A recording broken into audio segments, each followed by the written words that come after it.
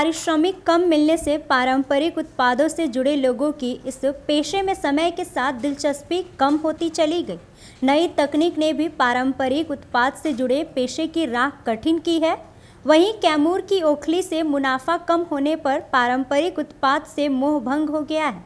ओबरा के कालीन उद्योग में 1000 से अधिक लोग काम करते थे, अब इसमें मात्र 250 लोग हैं। इनमें भी युवाओं की संख्या बेहद कम है। यहाँ कम मजदूरी व सुविधा न होने से सूरत, हरियाणा, जोधपुर और अन्य जगहों पर जाकर सूत काटने का काम करना वह बेहद पसंद कर रहे हैं। दाऊदनगर में 100 से अधिक परिवार बर्तन बनाने का कार्य करते थे, अब एक परिवार भी इस पेशे में नहीं बचा है।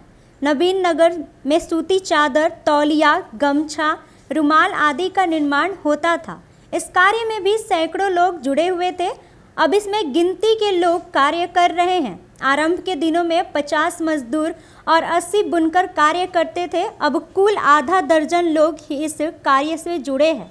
कैमूर के 400 परिवार करते थे उत्पादन, अब 30 भी नहीं है।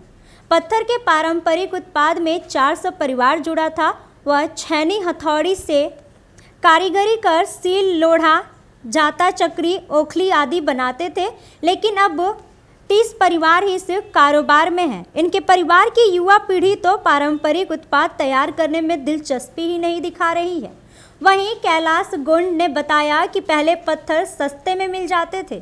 कुछ पत्थर के टुकड़े जो पहाड़ के आसपास बेकार पड़े रहते थे उसे भी इकट्ठा कर लेते थे, वहीं इसका पैसा नहीं देना होता था। किसी ठेकेदार ने मुंशी से बात कर पत्थर खरीदने पर 40% पैसा कम लगता था, लेकिन अब वहीं 20 साल पहले परिवार के 2 सदस्य मिलकर 100 रुपये कमा लेते थे, लेकिन अब 400 रुपये कमाने पर भी खर्च नहीं चल पाता है।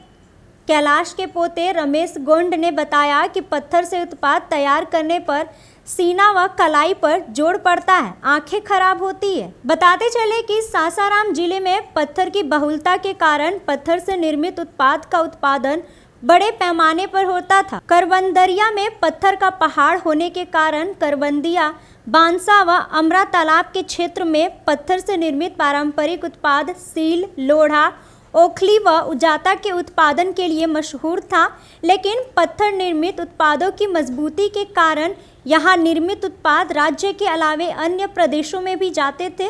वहीं पत्थर के उत्पाद बनाने में लगभग 5000 से ज़्यादा लोग लगे हुए थे, लेकिन धीरे धीरे उत्पादन कम होने के कारण उत्पाद में लगे कारीगरों के साथ इस व्यवसाय में लगे दुकानदारों की संख्या में कमी आई है, जिस कारण क्षेत्र में बेरोजगारी भी बढ़ी है।